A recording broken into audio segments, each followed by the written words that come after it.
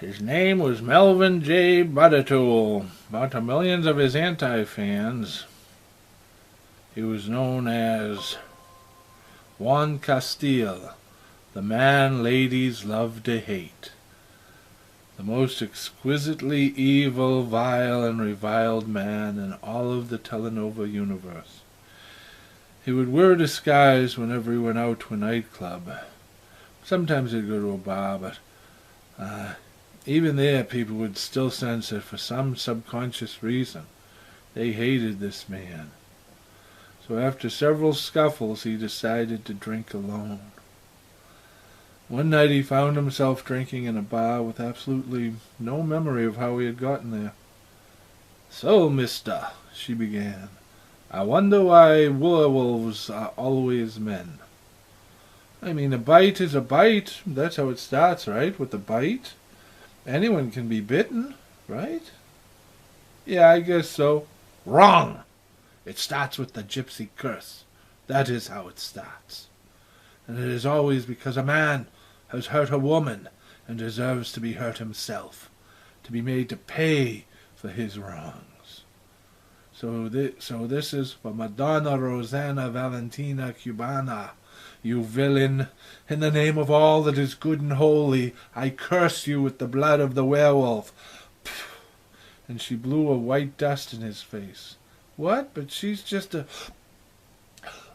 He woke up in a start. What a crazy dream, he thought. That night there was a full moon, and it happened. He had an attack of some kind and fell down unconscious.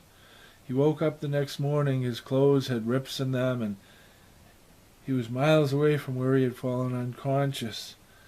He was uncertain what had happened to him, but he knew what he needed to do. So he went to the writer's table at the studio and told them of an idea he had for a story arc for his character. They wanted to know what happened after the man turned into a werewolf, so he began improvising about what had happened to him after he turned. "This is great," they all agreed and set about writing it all down. They needed more. They had so many questions, so they told him, "Let yourself go, improvise." So he did, and for the first time the writers were treating him as an equal and not just as an actor. By lunch they had it all down and polished, so they shot the scenes after lunch, and he got applause from people on the set. For the first time he felt like a great actor. Then a body was found by the river, and details about the murder began to come out, and a cold chill went up Melvin's spine. It was exactly as he had improvised to the writers. He wished he could take it all back, but it was too late. The police were already there. The trial went quick, and he got the max. Suddenly he was in the bar again, and he heard someone say, "I am sorry." It was the gypsy. "I cried at your trial," she said, "when I saw how much your saintly mother loved you, and I realized how wrong I had been to condemn you.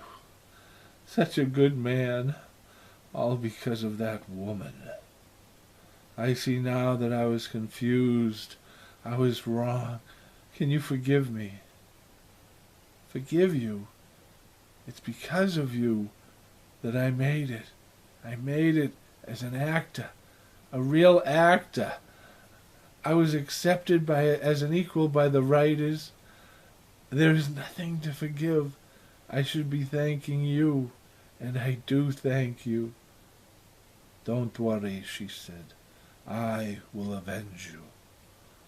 The sound of electricity can be heard, and everything fades to a brilliant white and then to black.